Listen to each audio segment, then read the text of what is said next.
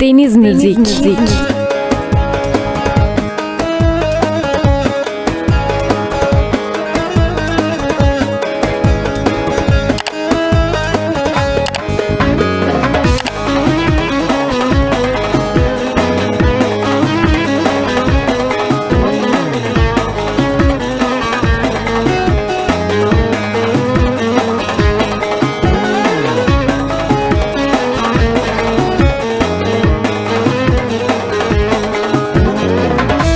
Şarkılar eskirde, sözler eskirde, bir sen eskimedin benim gönlümde.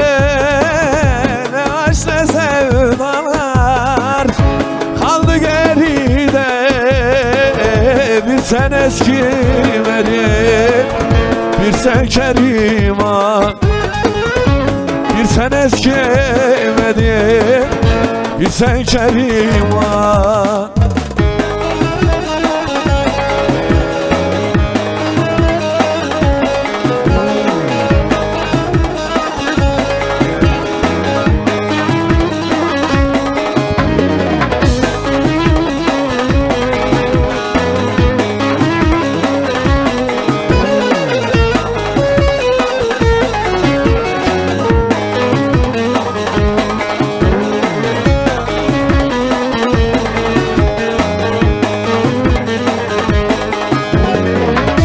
Değişmiş gördüğüm bütün insanlar, bir sen değişmedin, bir sen Keriman.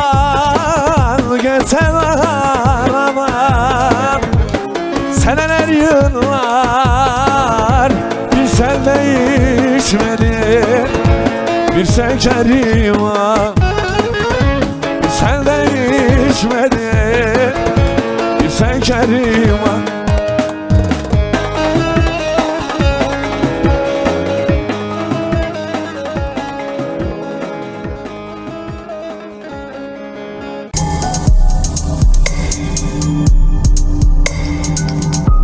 Deniz Müzik.